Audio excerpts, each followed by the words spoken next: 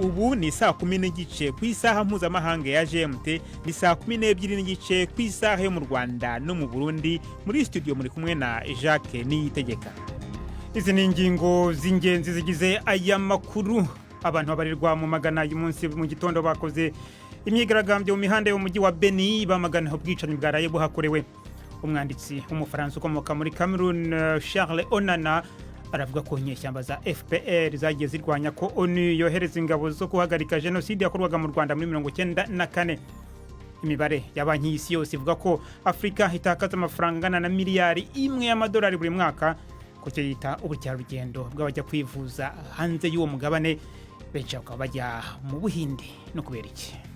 Hari impamvu nyinshi z'ingenzi, nuko ibitaro byo muri Afrika akenshi usanga bidakora neza, nta bikoresho bihagije, abaganga bakaba ari bakeya kandi bahembwa nabi. Turabagezaho n'ikiganiro cy'urubuga rw'imikino. Mwiriwe mwese, ikaze muri aya makuru yo kuri wa mbere itariki ya 25 z'ukwezi kwa 11.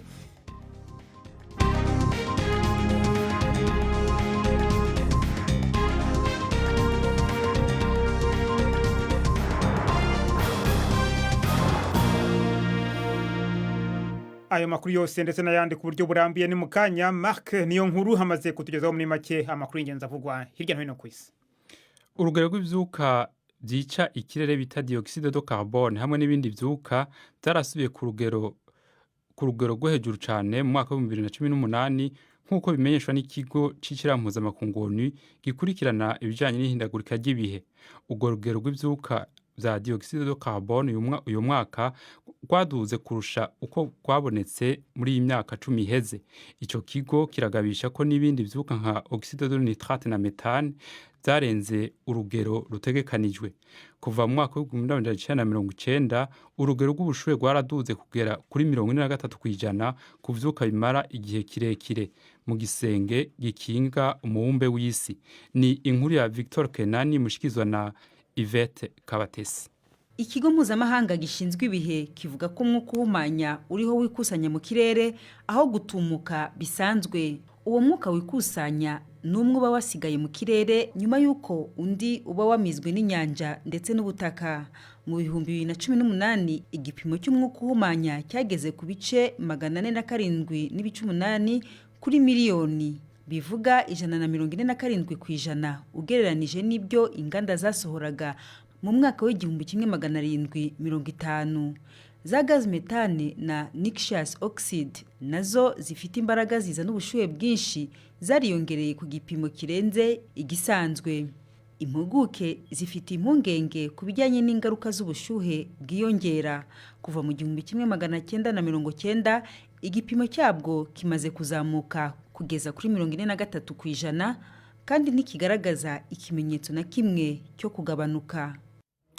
Inama nshingamateka y'Uburusiya yemeje integuro y'itegeko ryemerera abayobozi gufata abantu nk'abatasi b'ibihugu byo hanze mu gihe bakwiragije ku mbuga ngurukana bumenyi amakuru canke bagahabwa imfashanyo zivuye hanze.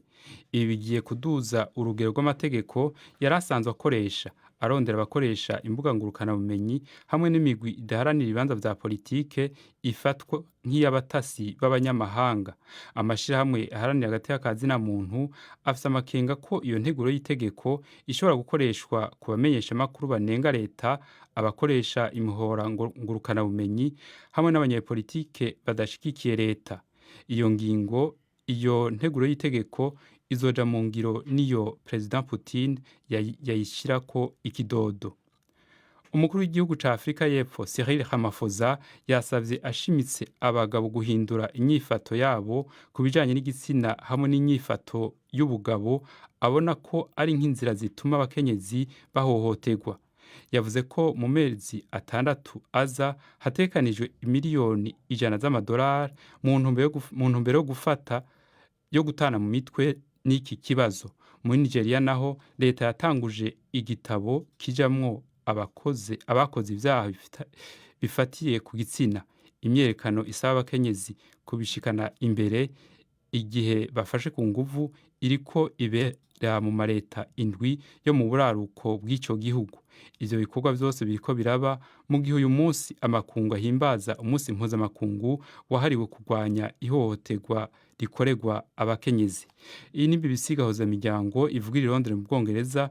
Mushobora kudukurikira kandi kuri Kisoro FM mu manuko bwa Uganda no kuri Facebook Live.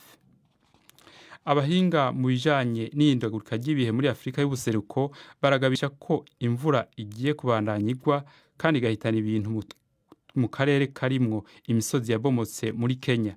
Gushika ubu abantu 56 barahitanywe n'imvura mu buraruko bushira uburengero bwa Kenya mu ntara ya Pokot mu mpera z'iyindwi, aho imiryango iharurwa mu mirongo yataye izayo inyuma yaho amazu yabo ahambiwe n'imisozi yabomotse canke agatwagwa kubera imvura ivanze n'igihuhusi ibandanya igwa muri ako karere. Ni inkuru ya Victor Kenani mushikizwa na Audace Makado. Umukuru w'intara ya Pokot John Lonyangapu yabwiye BBC ko abantu 56 haribo bapfuye, abandi nabo babugwa irengero mu mpera z'indwi yaranzwe n'ibiza bivuye ku mvura.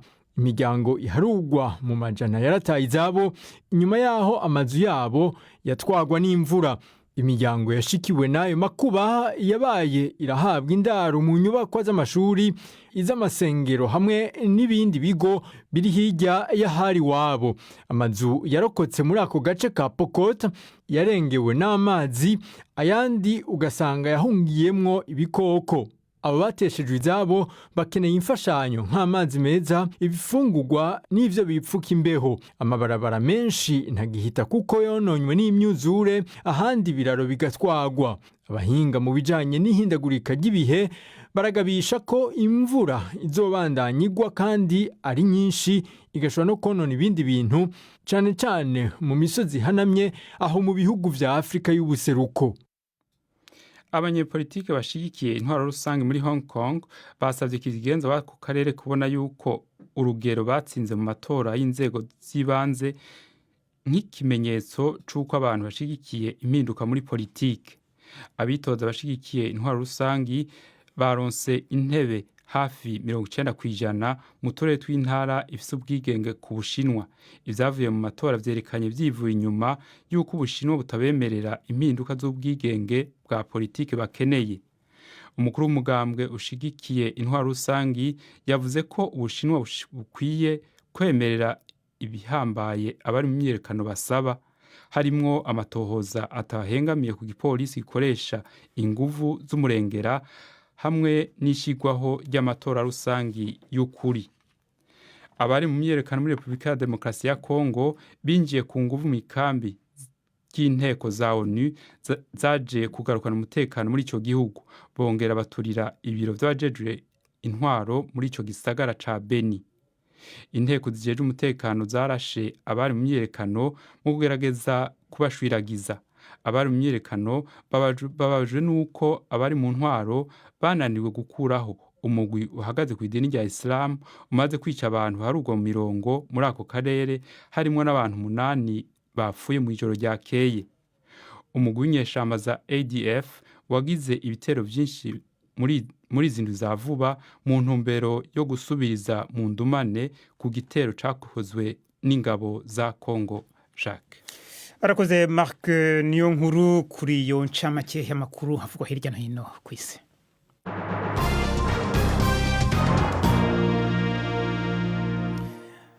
Abategetsi muri Republika ya Demokarasi ya Kongo baravuga ko umubare w'abantu baguye mu mpanuka y'indege yabaye ejo ku cyumweru mu gitondo mu mujyi wa Goma wageze kuri 24. Amakuru aturuka mu rwego rushinzwe indege aravuga ko iyo mpanuka ishobora kuba yaratewe no kwibeshya kw'abapilote. Indege yaguye mu gace katuwemo n'abantu. Umunyamakuru Patrick Maisha uyu munsi yanyarukiye aho byabereye, navuye nawe havuyeyo maze ntangira mubaza uko yasanze ibintu bimeze. nasanze aho ngaho indege yaguye ari mu mago y'abaturage, aho nahagaze muri 20 ureba aho iyo ndege yaguye, ku buryo narebaga n'ibisigazwa ndetse n'inzu aho yaguye kuri iyo nzu, ariko hari abapolisi batemereraga buri wese kugira ngo abe yajya kureba aho ngaho iyo ndege yaguye. Biravuga ko hari n'abaturage yahitanye. Nibyo, abaturage nasanze aho ngaho umwe twaganiriye yambwiye ko hari abaturage iyo ndege yaguyeho. Muri urwo rugo yavugaga yuko hari umudamu ndetse n'abana be bagera kuri 6 iyo ndege yagwiriye, kuko wavuga yuko ikimara kuza yatangiye guta za benzine cyangwa se amavuta y'indege, noneho itangira guta ekilibre cyangwa se guta imbaraga igwa aho ngaho. Ariko ngo hafi yose harimo abaturage, harimo umudamu w'umushyitsi waje kubasura, hakaba harimo n'umudamu nyina w'abana 6 nabo baguye muri iyo ndege.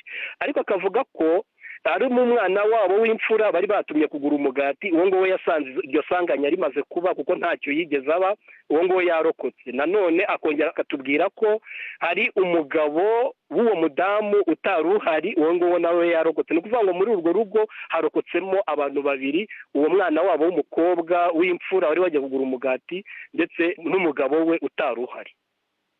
Wasanze se abantu bayiguyemo bose babashe kuhavanwa? Bitewe n'abapolisi bari bahari, ikigaragara nuko imirambo yose bari bamaze kuyikuramo. Ariko hari naho uwo muntu avuga yuko harimo abantu 2 bayivuyemo, umudamu n'umugabo, nubwo batamenye ngo niba ari abapilote cyangwa niba atari abapilote, ariko babonye barimo kuvamo babajyana kwa muganga bo bari bakiri bazima. Hari abantu barokotse? Yego. Ababibonye biba bavuga ko byagenze gute? Bo bavuga yuko kuko aho hantu ni hafi y'ikibuga cy'indege, bavuga yuko indege yavuye ku kibuga cy'indege ihagurutse, noneho irakomeza, bagiye kubona babona itangiye kujugunya icyo bita benzine. Benzine ni amavuta indege zinywa, ari atuma ni nka essence niko twavuga, babona iri kugenda imeneka. Noneho mu gihe yageraga hejuru y'ako gace, babona imbaraga ifite ekilibre cyangwa se ifite imbaraga ihita imanuka igwa hejuru icyo gipangu cyangwa se iyo nzu ya etaje, ari naho yahiriye. Abategetsi cyangwa se ababishinzwe hari icyo bari batangaza cyerekeranye n'iyo mpanuka? Kugeza kuri iyi saha ntacyo baratangaza cyerekeranye n'iyo mpanuka n'icyaba cyayiteye. Umunyamakuru Patrick Maisha. Tugumaho muri Republika ya Demokarasi ya Kongo, mu burasirazuba abaturage b'abasivile batari munsi y'8 baraye bishwe mu karere ka Beni mu burasirazuba bw'icyo gihugu nyine. Ubwo bwicanyi bushya bikaba bivugwa ko bwakozwe n'inyeshyamba zo mu mutwe wa ADF. Ingabo za leta ya Kongo zimaze kwezi zihiga abarwanyi b'uyu mutwe ukorana n'umutwe wita leta ya Kisilamu.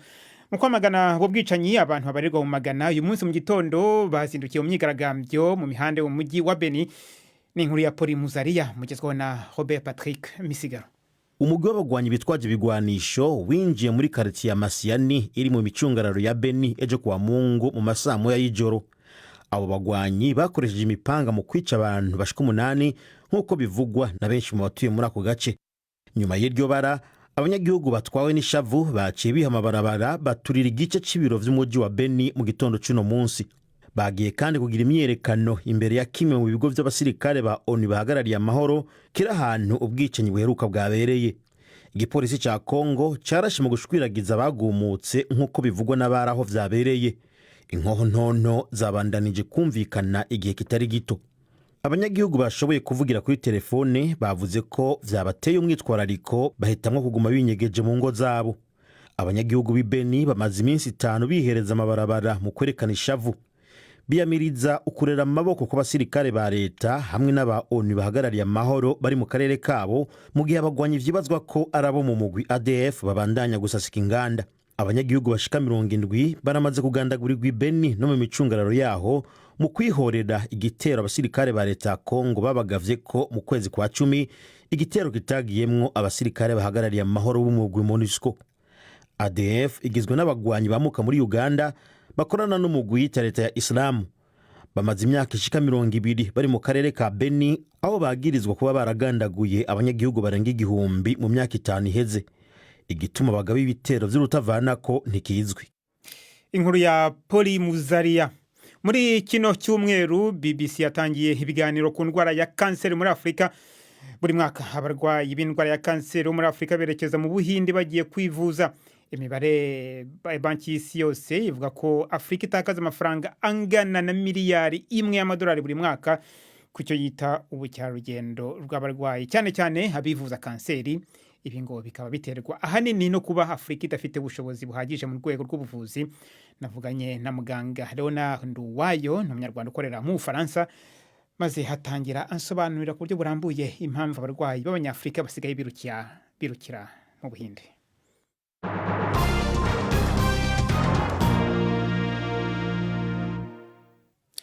Nimwumve muganga Leonard Nduwayo. hari impamvu nyinshi z'ingenzi nuko ibitaro byo muri Afurika akenshi usanga bidakora neza, nta bikoresho bihagije, abaganga bakaba ari bakeya kandi bahembwa nabi, kubura abazobereye mu kuvura indwara zikomeye. Ikindi njye nakongeraho nuko usanga abayobozi bagombye gukora ku buryo ibyo bitaro bikora neza, bajya kwivuriza hanze, ntibajye muri ibyo bitaro nyine mu bihugu bayobora. Ubuhindi bwo bwabigenjeje gute kugira ngo bugere ku rwego bugezeho? Ubuhindi bufite za university zinakomeye cyane, nta nubwo ari mu buvuzi gusa, ariko ikintu bakoze rero guhera muri mwaka w'ibihumbi 2015 ni uko bashyizeho politiki nziza yo kwakira abantu bava mu bindi bihugu bakaza kwivuza mu bitaro by'Ubuhindi. Babohereza rero mu Buhindi kuko mu Buhindi leta yo mu Buhindi yashyizeho nyine ingamba yo kugira ngo abantu baje kwivuza mu bitaro byabo batanga amafaranga acirikanye. Ntabwo ari kimwe no kuza i Burayi. Kuza i Burayi birahenda cyane, kandi no kugira ngo ubone visa birakomeye na neza. Politiki rero icyo gihugu cyashyizeho kugira ngo abo bantu twakwita ba mukerarugendo baje kwivuza bashobore kuvurwa neza kandi bafatwe na neza. Ibyo bikoresho ubona byaboneka gute? Ubona ibyo bitaro bigezweho byaboneka gute? Ari ibikoresho by'ibi bisanzwe rwose, nka kunyuza abantu mu cyuma, hari za sikaneri, hari za MRI, donc bita ntuza IRM. Ikintu kibuze muri aba bihugu ni ibintu mu Gifaransa bita ngo diagnostic, no gusuzuma. Ni gusuzuma ukamenya icyo umuntu arwaye. None ufashe nk'igihugu cy'u Rwanda cyangwa se Uburundi, ubona hakenerwa nk'ibitaro bingahe kugira ngo ntihagire umuntu usohoka mu gihugu ajya kwivuriza ahandi? Nko mu Rwanda hari ibitaro bya kaminuza 2, hakaba n'ibitaro byitiriwe umwami Faisal. Ibyo bitaro uko ari 3 bagomba gushyiramo ubushobozi buhagije, kuko nko muri Faisal hari IRM, ndumva niba utari hari IRM, za scanner n'umuhengereza hari n'ibyuma bisuzuma. N'ibyuma bisuzuma. Ibyo rero ibyo bitaro ibyo ngibyo nyine bya kaminuza 2 b'i Kigali n'i Butare n'iyo King Faisal Hospital, ni ukubishyiramo rwose ingufu, noneho abantu kugira ngo bajye kwivuza hanze bakajya bivuriza muri ibyo bitaro. Ni Bujumbura ko i Burundi ndahazi, hari n'abo twiriganye basuye i Burundi, biriya bitaro by'ibyo bya kaminuza yo mu Kamenge nabyo bakabishyiramo ingufu. Ariko hari n'ikibazo cy'igiciro rero. Igiciro burya ese iyo uze muri nyine ibyo byuma ari scanner cyangwa se IRM, abantu iyo baje kubikoresha batanga amafaranga, ahubwo ureba amafaranga acirikanye. Mbese niba ari n'umuturage bakavuga bati uyu nguyu twamucaye ngaya kubera ko nyine akeneye iki kizamini iki n'iki. Ibyo nyine ni ibintu leta ishobora gushyiraho kandi byashoboka rwose. Ibyo byuma nabyo bimaze imyaka 2-3 byaba bimaze kwishyura amafaranga babiguze.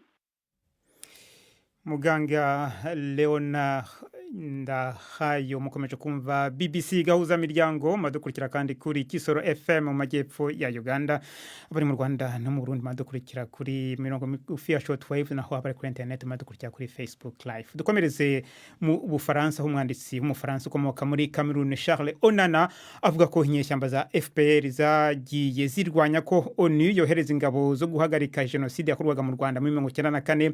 Ibi biri mu gitabo aherutse gushyira ahagaragara yise yise Rwanda la vérité sur l'opération Turquoise mu kinyarwanda bivuze ngo Rwanda ukuri ku ngabo zo mu mutwe wa Turquoise. Charles Onana impuguke mu bumenyi bwa politiki akaba n'umunyamakuru w'inkuru zishukumbuye avuga ko igitabo cye gishingiye ku bushakashatsi yakoze agendeye ku nyandiko zirenga 40,000 ngo amenye ukuri kuri jenoside yabaye mu Rwanda. Umunyamakuru Jacques Maton wo mu ishami ry'igifaransa rya BBC mu kiganiro yagiranye na Charles Onana yatangiye amubaza niba atagamije guhakana ibyanditswe byose ku mutwe wa Turquoise woherejwe mu Rwanda mu kwezi kwa gatandatu 1994 ukaba wari wiganjemo ingabo z'Ubufaransa. narafashe akanya gakwiye ko guca hirya no hino ivyagiriji vyose. Harabaye amatoni n'amatoni y'ivyagiriji muri imyaka 25 iheze. Benshi bibaza ko ivyagiriji vyose vyavuzwe ari ukuri kudateye amazi, ariko mu matohoza nakoze nasanze ivyagiriji vyinshi bidafashe eka bitari ukuri. watubwira ingero ebyiri zitari iz'ukuri? nk'akarorero bari baravuze ko abategetsi batwara Rwanda muri ico gihe amashirahamwe y'abagira neza menshi eka mbere n'abakuru benshi bo mu gisirikare bari baravuze ko abasirikare bari bagize inteko bise Opération Turquoise bari barafashe ingingo yo kurungika muri Republika ya Demokarasi ya Kongo ariyo Zaire y'ico gihe abari bagize leta fata kibanza y'ico gihe. Ariko ntubona igihe cari cyo uburyo n'ingene bari bateguye kurungikwa muri Kongo. Ntunabona n'abantu bafashije mu gusohoka igihugu c'u Rwanda. Icya kabiri haravugwa ko abasirikare bari mu nteko bise Opération Turquoise bahaye ibigwanisho interahamwe be n'inteko za leta y'u Rwanda y'ico gihe mu gihe c'akabi kababaje co mu 1994. Ariko ntibavuga uyo muntu wo mu ruhande rw'Ubufaransa yabitanze uwo ari we, ibigwanisho yatanze, igihe yabitanze, canke inyeshamba n'inteko zari zishigikiye leta y'u Rwanda y'ico gihe zaronse ivyo bigwanisho. Ivyo vyagiriji rero vyarashinze imizi kuko bishikirizwa n'abantu basa n'abizewe, ariko urondeye ivyemezo vyavyo ntubironka. ariko muri izo ngero ebyiri utanze urasa nk'aho wongeye guca ukubiri n'aho ubutegetsi bw'u Rwanda buhagaze ku bijyanye na jenoside.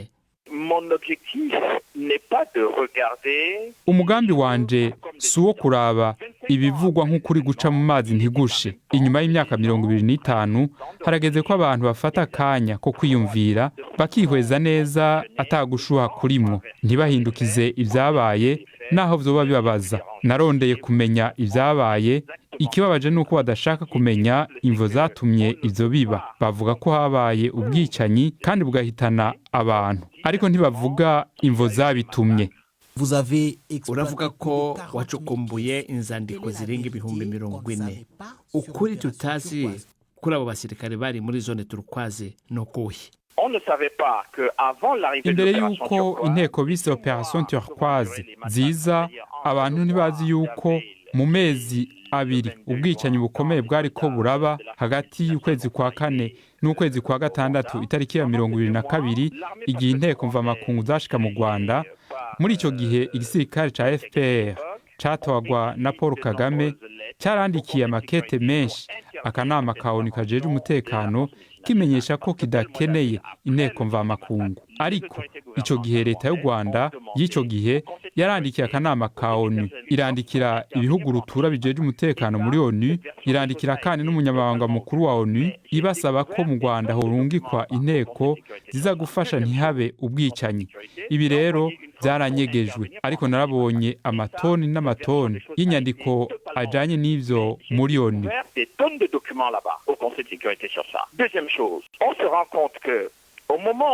Icya kabiri, igihe inteko z'Abafaransa zashika, abahoze ari abasirikare b'u Rwanda bamwe bahanganye n'inteko za FPR, abandi nabo baciye bahungira muri Kongo co kimwe n'abanyagihugu kubera birukanywe n'inteko za FPR. Uko guhunga rero kwabaye intango y'uko u Rwanda rwahavuye ruvogera muri Kongo. Benshi bibajije ko yabaye ingaruka mbi y'akabi kabaye mu Rwanda, ariko yari intango y'u Rwanda yo kuvogera mu gihugu ca Kongo nk'uko vyahavuye biba.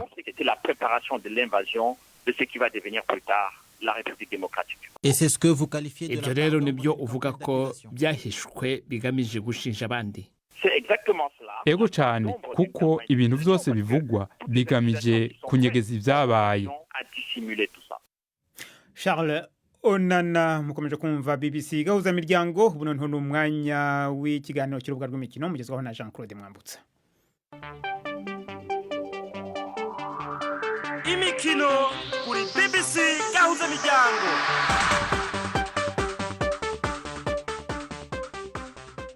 Mwiriwe neza nshuti za BBC ikaze muri kiganiro cyacu cy'imikino duhereye mu Rwanda mu mukino wo gusiganwa mu modoka mu irushanwa ryiswe Rallye des Mille Collines ryashojwe mu mpera z'icyumweru.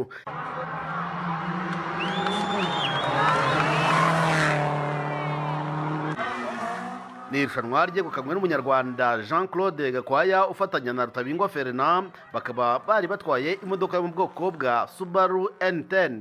Akimara gutsinda irushanwa Gakwaya Claude yabwiye BBC ko ikimushishikaje ari kwigaragaza mu marushanwa akomeye ya Afrika ndetse ngo akaba ateganya kuzakinisha n'imodoka nshya yo mu bwoko bwa Subaru N12. N12 nayikoresheje muri Rallye inakomeye ko nari ndi muri ese yayo, ariko urabona ko iriya N10 nayo imaze kwimenyera, ariko kuva naratangiye kujya hejuru ntabwo nasubira inyuma. Umwaka utahungiye gushyira imbaraga kuri N12 nkaba namaze no kwiyandikisha muri Champion d'Afrique. Hari amarari ari ngombwa nka Safari, Zambia, Mountain. Numva ko nibitagira ikihimpindukira izo Rallye N12 zazikina. Gakwaya na Rutabingwa baje ku isonga banikiye Mitraros nawe uzwi cyane muri uyu mukino yarangije amusize amasegonda 31.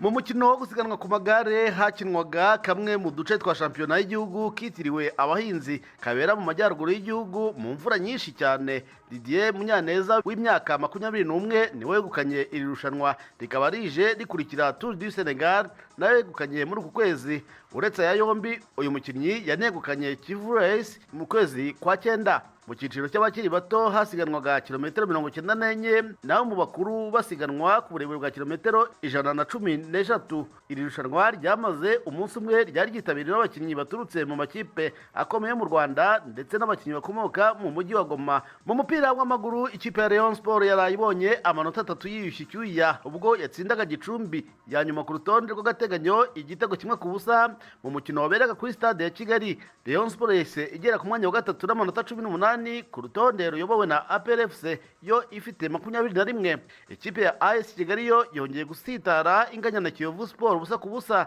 Ibi ni ibihe bikomeye ku mutoza Eric Nshimiyimana wa AS Kigali kuko ikipe ye igeze ku mwanya wa 14 ku rutonde rw'amakipe 16. Ku mugabane w'Uburayi Jose Mourinho yagarutse neza mu kibuga ubwo yatozaga umukino wa mbere ikipe ya Tottenham bagatsinda West Ham United ibitego 3-2. Tottenham yari ku mwanya wa 14 yahise imanuka igera ku mwanya wa 10 inyuma ya Manchester United yo yarayinganyije ibitego 3-3 na Sheffield United kugeza ku munota wa 72. Ikizere cyari cyamaze kuyoyoka ku bakunzi ba Manchester United kuko yari yatsinzwe ibitego 2 ku busa mbere yuko Brandon Williams atsinda igitego cya mbere. Liverpool niyo iyoboye urutonde n'amanota 37. Leicester ni ya kabiri n'amanota 29 mu gihe Manchester City izari ya gatatu n'amanota 28. Mu mikino ngororamubiri umwongerezakazi Anyika Onoha yamaze gutangaza ko ahagaritse gusiganwa nyuma y'imyaka 18 yari amaze akina ku rwego rwo hejuru. Mu mwaka w'ibihumbi 2016 Onoha yegukanye umudari wa bronze mu mikino ya Rio muri Brazil ubwo yakinaga yakuranwa na bagenzi be batatu Christine Horogu, Emily Diamond na Edith Doyle. Tukiri muri iyi mikino kandi Eliud Kipchoge na Dalila Muhammad nibo bamaze gutangazwa nk'abakinnyi bahize abandi mu mikino ngororamubiri uyu mwaka. Eliud Kipchoge yesheje umuhigo wo kurangiza marato atagejeje ku masaha 2, akaba ari agahigo kataragerwaho n'undi mukinnyi uwo ari we wese. Eliud w'imyaka 35 yegukanye irushanwa rya London Marathon mu kwezi kwa 4 akaba yararyegukanye inshuro ya 4. Dalila Muhammad we gore w'imyaka 29 akaba yarigukanye umudari wa zahabu muri metero 400 mu marushanwa yabereye i Doha muri Qatar. Mu mukino wa tenisi, Espagne niyo yaraye yegukanye irushanwa rya Davis Cup itsinze Canada ku mukino wa nyuma. Rafael Nadal wakinaga mu izina ry'igihugu cye yatsinze Denis Shapovalov 7-2. Arakoze Jean Claude Mwambutsa. Hariho nto dusozereje amakuru yacu yo kuri wa mbere. Mwakoze kudutega amatwi.